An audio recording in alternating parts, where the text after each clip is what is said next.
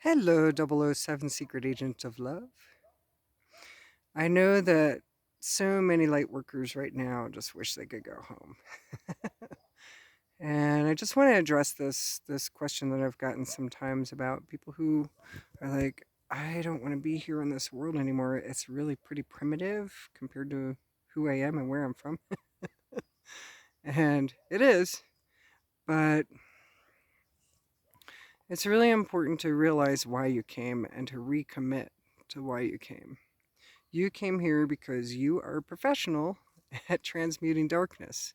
Not just any soul can come here. You might think so, given some of the souls that are in this world, because not all of them are transmuting darkness. But it takes a particularly tough soul to be in this reality. It actually, whether they're contributing to the mass awakening or not, or the great awakening, whether they're contributing or not, it's pretty hard to be here. So, especially if you are a gentle soul, if you are one who is somewhat evolved, if you are one who is compassionate and cares about people and cares about this reality and cares about what happens, it's hard to be here. But you have to find that light within yourself and bring home here. Home is not somewhere else. Home is wherever you are. You are God's self dreaming. And so, how can you not be home? Home is inside you. It's not in the Pleiades. It's not in some other galaxy. It's not somewhere else. Home is here. It's in you, and you bring home where you are. And it's sort of like a person who travels all over the world, although not a whole lot of traveling right now, but at some point we'll get there again. But it's that kind of person. The world is their home, the whole world. It's not like, okay, I'm from so and so a place or such and such a company, a country, or such and such a town, and that's where I'm from. That might be where you were born, that might be where you've lived for a while, but that's not your home. That's actually just one place of many that are all your home. Your home is in your heart, your home is in your mind, your home is in your spirituality, your home is in your way of being, your home is in your happiness, your home is with the people who you love. And it's not something that you should long for after this life.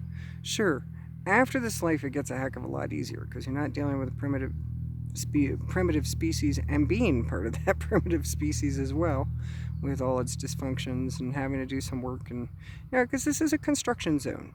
This is not a vacation planet, in case you might have noticed. And this is a place where you have come to help bring the species into a higher level of awakening. And you do that by evolving whatever dysfunctions you decided to take on. When you're at the gates of being able to come here, you are asked, okay, what dysfunction are you going to take? Because you can't go there unless you take a dysfunction of some sort. Because it's a construction zone. This is a project, the human experiment, the human uh, project. So think of it like a project more than a place you got stuck in somehow by accident. Some people are like, how did I get here? I don't belong here. A lot of people have that sense of not feeling like they belong here. Like the 4 on the Enneagram, that's one of their spiritual traps, is they don't feel like they belong here and they're always longing for home. But it's not limited to just the 4s. I mean, every single number on the Enneagram, if you've never heard of the Enneagram, there's 9 makes and models of human, basically. 9 makes and models of humans. It's sort of like different makes and models of a car. And I suggest anyone who is interested look at the Enneagram. Take one of those tests and see if you can figure out what number in the Enneagram you are, and it'll help you understand your make and model a little bit more. It's a really good system and it's pretty accurate. And it when you have this sense of wanting to go home, wanting to leave here, remember how beautiful this place is. I mean, just look. I mean, this is a beautiful planet. And they've been looking around for a planet like Earth for a long time. I've taken an astronomy class recently, and I did a presentation on the Kepler mission, which basically was looking for Earth-like planets that can support life. They haven't found anything like Earth or humans or anything, not yet, nada. And they've looked at a lot of stars, and they're still looking and still haven't really found anything that would support this kind of life and has this diversity in biological, if they even know what's even there. So you came here on this project, and this is an important project and one that requires a certain skill with special skills, a special soul with certain skills. And you are one of those. There's a long waiting line of souls to get in here, so you're lucky to be here. This is actually a lucky stroke for you. You had to do an application process to get in here, and you passed. You passed the test. So think of this more as an opportunity, even with all its ups and downs and the pain and the disappointments and the trouble of having to be a human and working out dysfunctions. Um, think of it more like a project. Think of it as something that you volunteered for because you did. You didn't have to come here. You came here because you felt like you could contribute to the project, contribute to the evolution of this primitive species. If there's wars, robberies, rapes, murders, this is a primitive species. And you came here to help this species because there's a part of you that's in love with humanity. Well, it's actually most of you that's in love with humanity. And in fact, the only part that's not in love with humanity is maybe the part of the human part of you that's been disappointed by humanity. So, disappointed by relationships that didn't work out, disappointed by situations, disappointed by not reaching your goals, things like that. That's what disappoints you. It's not actually humanity, it's that being a human is pretty tough. It's not a vacation planet. This is a work zone. So, instead of continually wishing to go home, wish your home here. Bring the heaven here. It's not that you want to go home, it's that you want to stop suffering. And so stop suffering so much. You don't have to. There's a little bit of suffering that you have to do while you discover what your dysfunctions are and try to work them out. Or not try. You have to take try out of your vocabulary.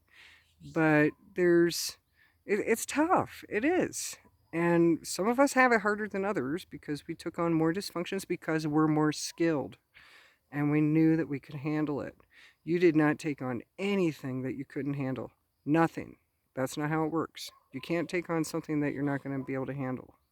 So you can handle it. You can do the transformation. You can do the work. And the work that you're doing on your human evolution is work that contributes to the whole.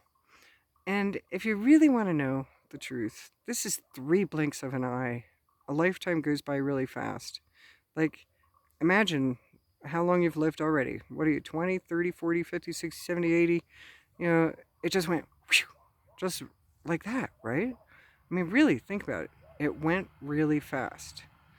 And that means that there isn't really that much further to go. So make the best of this time and learn how to take the time to do your shadow work in chunks, and then the rest of the time, be at peace. You're not going to solve it all in one day. You're not going to solve it all, maybe even in one lifetime. So be at peace and enjoy the flowers, take a look around and enjoy this beautiful planet. This is a really lovely planet. I mean, look at this decorating, right? I mean, who thought all this up? Nice terraforming, huh? So let yourself be at peace that you're here because it's really a short time. It's actually a very short time. If you think about how long an ant lives, maybe it lives for a couple of weeks, a couple of months. I don't know how long an ant lives. Mosquitoes, I think, live 3 days. So you're lucky if you get, say, 80, 90 years here, or even 70 or 60. You're lucky, or 50, or 10, 1. You're lucky to be here for however long you are. And this is an opportunity, this was a gift, and it's a privilege to be here. And you get bragging rights later when you move on and you're like, yeah, I was on Earth at the time of the Great Awakening happening. And they're like, what? Whoa, I heard that was really hard. And you're like, yeah, it was. But it'll be like a badge of courage that you wear. It'll be like a PhD that you have. It'll be it'll be respected. So bring home here. Sorry. Bring home here. Be at peace here. Learn how to be in heaven here. This is what's going to change this species. This is what's going to change this world. Is you not longing to be somewhere else and just dragging through the lifetime and, oh God, when am I out of here? Okay, almost. Oh, look at the watch. Okay, got 30, 40 more years to go. So if you catch yourself doing this, stop. Stop, because this is a true opportunity, one that you wanted badly. You wanted to come here badly, and you wanted to be part of this. And you got a front row seat to one of the most incredible things that's going to be happening in humanity's existence.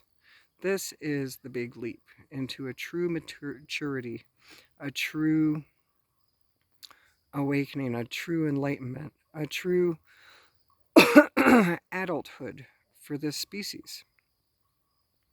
So relax. You're not going anywhere anyway. You know better than to commit suicide, right? I hope. You know better than that because you don't get out of it that easy. And you just have to come back and pick up where you left off. So might as well get her done now. Bring heaven here.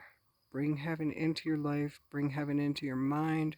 Bring heaven into your heart. If you want to be a heavenly being, you have to be a heavenly energy. You have to have heavenly feelings. You have to have heavenly thoughts. And when you do this, you affect the others around you. And they too get to see your example.